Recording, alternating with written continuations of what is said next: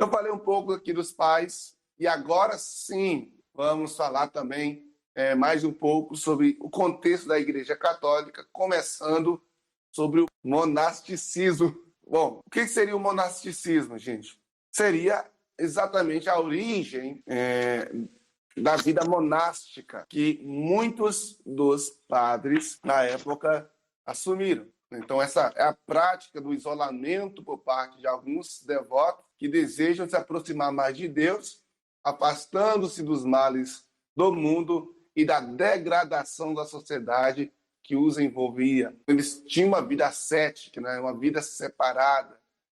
As pessoas que aderiram a esse estilo de vida geralmente vão buscar espaços isolados, distantes do mundo, por isso que os lugares onde eles moravam eram lugares bem afastados da vida da comunidade mesmo.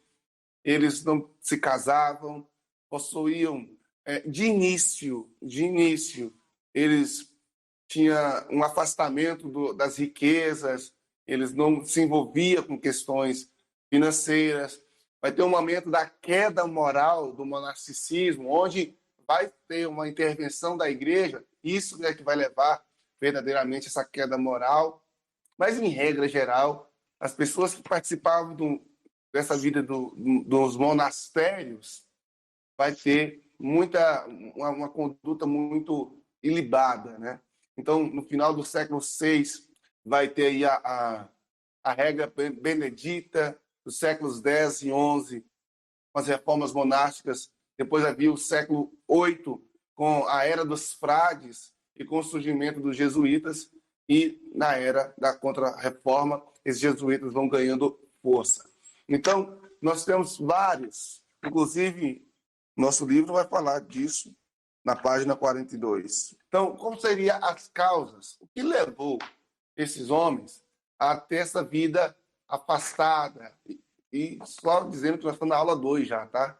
Hoje eu coloquei tudo junto para a gente não ficar dando pausa. Então, já estamos na aula 2. O que nós podemos dizer quais seriam as causas? As invasões bárbaras e conversões em massa dessa população levaram à entrada de práticas semi-pagãs para a igreja. Então, nós já começamos a ter um secretismo religioso, porque Roma está sendo invadida pelos bárbaros, e esses bárbaros estão trazendo para Roma, estão trazendo para o contexto da igreja medieval, muitas práticas que eles vivenciavam lá em suas religiões. Ao observar isso, muitos homens, então, para se afastar dessa igreja mística, dessa igreja envolvida com essas práticas, eles, então, decidem por viverem assim. Uma outra questão é que, à medida que essas práticas vão ficando mais claras, a sociedade, que é a sociedade cuja base era católica, obviamente, ela também vai se corrompendo. E o desvio moral, a decadência moral da sociedade faz com que alguns desses homens que não querem se envolver com ela se separem dessa sociedade. Uma outra questão, o próprio clima quente e seco do Egito favoreceu a opção pela vida mais primitiva, né, com pessoas mais isoladas de uma sociedade e vivendo em cavernas e regiões mais afastadas junto ali ao Nilo. E depois nós temos a proximidade do cenário do isolado e inóspito do deserto, como sendo um lugar muito favorável para reflexões e meditações. Lembremos que os monastérios, eles surgiram de lá, muita coisa legal, inclusive as cópias, né? As cópias de textos antigos e da própria Bíblia foram feitas muito no monastério. Então, nós vamos ter aqui dois tipos de monastério, ou monasticismo. O monastério é o lugar onde eles ficavam. Dois tipos, um do Oriente e um do Ocidente. Então, nós vamos pegar aqui primeiro o monasticismo do Oriente. Nós estamos vendo duas igrejas, né, católicas desse cenário. E nós temos aqui como Antônio, que é visto aí como fundador do monasticismo lá do Oriente. Aos 20 anos, ele vai vender seus bens, dar o dinheiro aos pobres e retirar a uma caverna solitária no Egito para meditação. Sua vida de santidade deu-lhe tamanha reputação que outros passaram a viver perto dele em outras cavernas. Não houve formação nesse momento de comunidade e cada uma praticava sua acesso dentro de sua própria caverna. Então não existia ali. Existe a comunidade dos monges, a comunidade dos que decidiram viver dentro de uma vida ascética. Não. Cada um, dentro da sua própria caverna, decidia qual seria o modelo que eles viveriam. Isso vai mudar futuramente, mas até então isso acontece. Temos agora, no Ocidente, essa evolução no Ocidente sendo responsável para o outro, que agora é Bento de Núcia. Ele vai viver entre 480 e 543. Ele vai tomar essa decisão após olhar para Roma, e isso agora já no Ocidente, e vai se retirar de Roma exatamente pela vida pecaminosa, não apenas entre a sociedade comum, mas também com os padres e líderes eclesiásticos da época.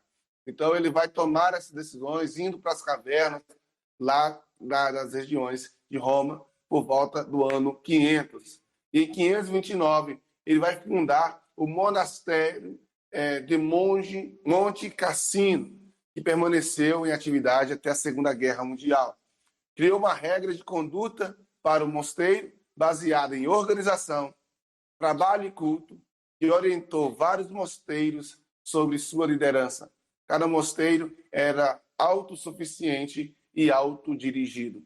Então percebe que enquanto no Oriente, cada um dos mosteiros, cada um dos monges tinha o seu modelo dentro da sua própria caverna, nós vamos perceber que no Ocidente já existe uma organização, já existe uma estrutura bem desenvolvida no aspecto do monasticismo. Quando nós olhamos para esse processo, nós podemos perguntar, isso foi bom? Como nós poderíamos avaliar o monasticismo nesse conceito? Então, nós vamos perceber o seguinte, que o monasticismo, de um conceito geral, para os que se isolavam e precisavam de ajuda, hospitalidade, isso era bom, porque nós tínhamos peregrinos, viajantes, que poderiam receber abrigo e alimento nesses albergues dos monastérios, que muitas vezes ficavam em lugares isolados, longe da sociedade comum.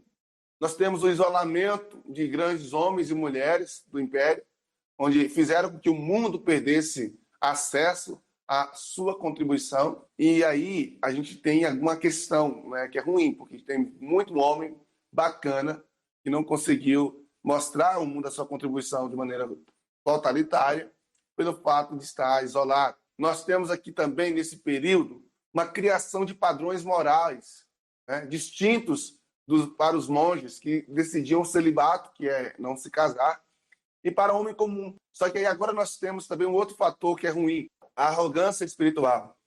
Como os monges que se orgulhavam de seus atos ascéticos realizados em benefício de suas próprias almas. Então eles começavam a se encher, achando-se de alguma forma melhor do que outros. E aí vem, no decorrer do processo, porque assim, a causa não é ruim, mas infelizmente, todo ser humano, por mais que comece com a causa positiva, ele tem uma tendência natural de, no decorrer do processo, ir perdendo o foco, e perdendo, no momento que ele vai perdendo a visão, seus valores mudam. E agora nós temos nesses monges que haviam abandonado tudo, alguns até vendido as suas terras, suas posses, dado aos pobres, agora eles vão começar o quê? A acumular riqueza. Os mosteiros vão começar agora a acumular patrimônio devido à parcimônia comunitária e à propriedade comum.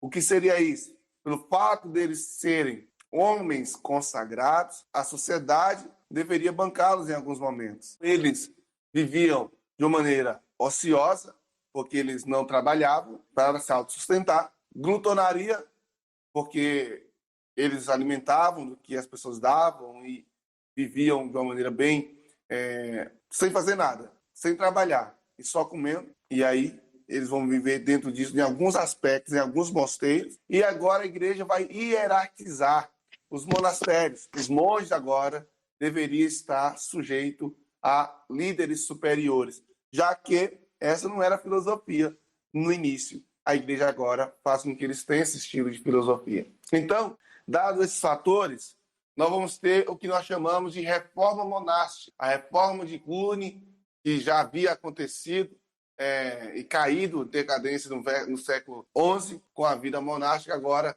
caindo em decadência, caindo com esses problemas, há uma necessidade de uma reforma monástica. E aí, ao fazer essa reforma, nós vamos ter todo esse processo, né? Esse processo de reforma vai gerar novas ordens, vamos chamar ordens, os grupos de monges, né? Ordens de monges. E essas ordens são conhecidas como a ordem cisterciense, a ordem dos franciscanos, a ordem dos dominicanos, a ordem dos cavaleiros, a ordem dos hospitalários e a ordem dos cavaleiros templários e os cavaleiros teutônicos. Cada uma dessas ordens tem algumas características. Em evidência, os templários, que eram guerreiros e que também era um monge. Templários não poderiam se casar. Aqueles cavaleiros templários, show de bola, que os filmes sempre mostram. Ok? Essa foi a nossa aula 2.